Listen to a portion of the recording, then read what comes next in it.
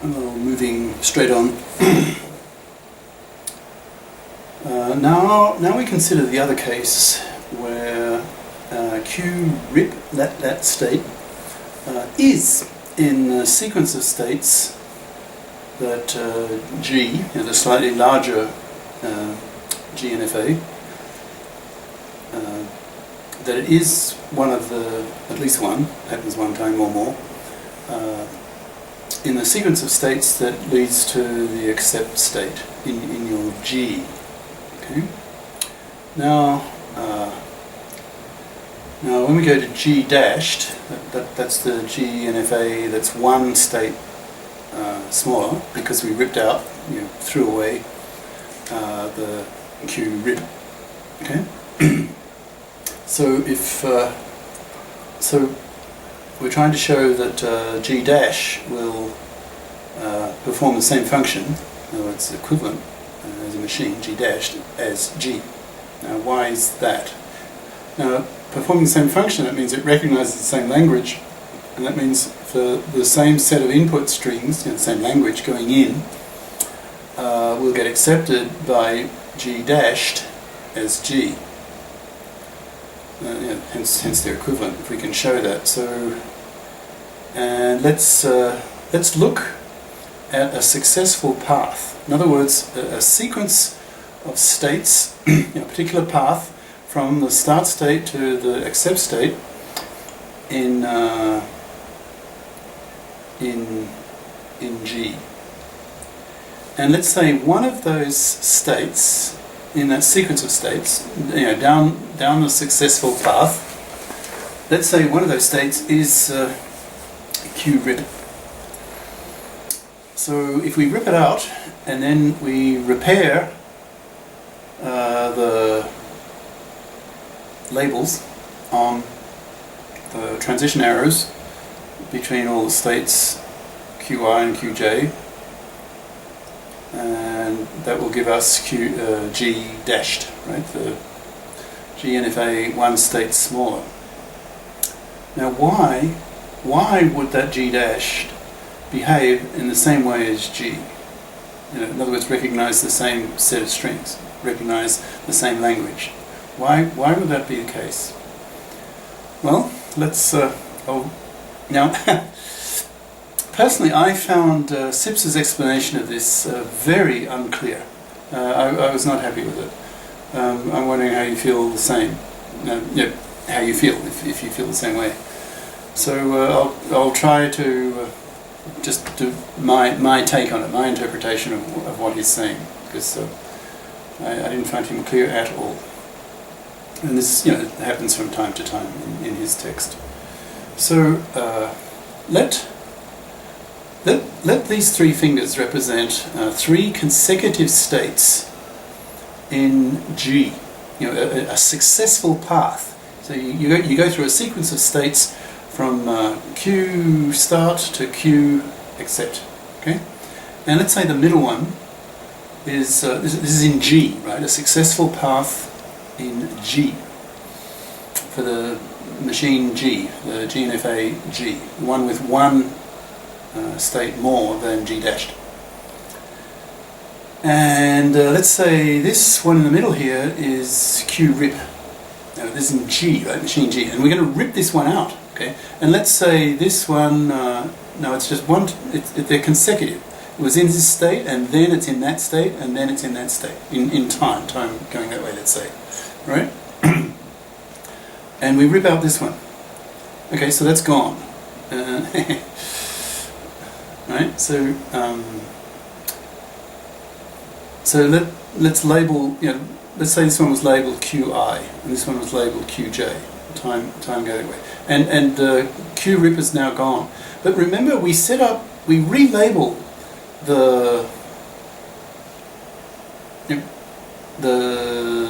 transition arrow between. Now remember that every state in a GNFA connects to every other state, except for the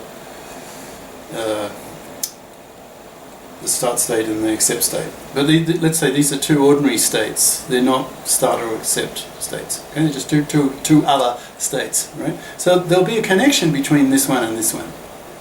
Well, that connection gets modified. Now, if you go back to, it gets modified in the sense that its label, the R, the regular expression on that transition arrow, gets modified.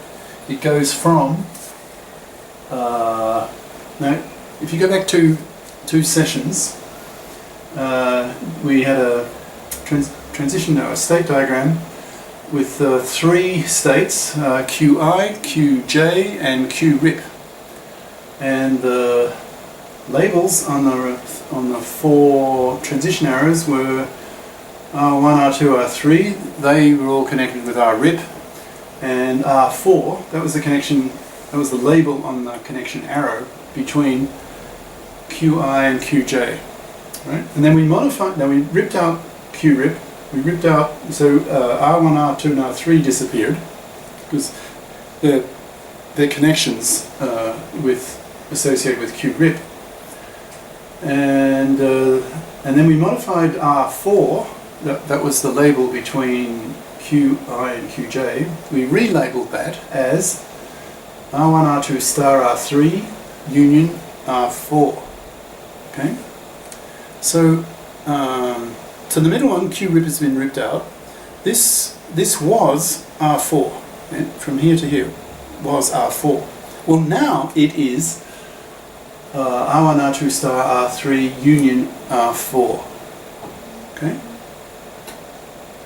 And this now is part of the path that was the successful path for G.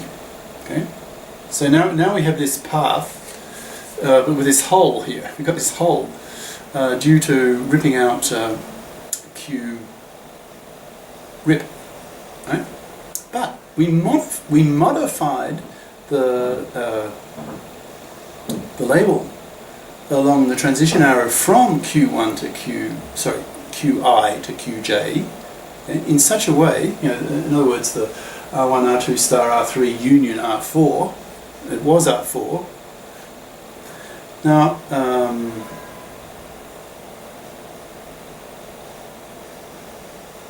so we can now take the R4. Now, part of that union is the R4. Okay, so we still have that R4 as part of the union between this one and this one. So we can still get from here to here using the R4. Right? So therefore we can get from here to here and continue on until the accept state. And if there are further occurrences of this one, of QRIP, well, we just do the same argument. We just do the same argument again. Let's say it's here and then here and here in your sequence of states getting to the accept state. So we can just do the same thing.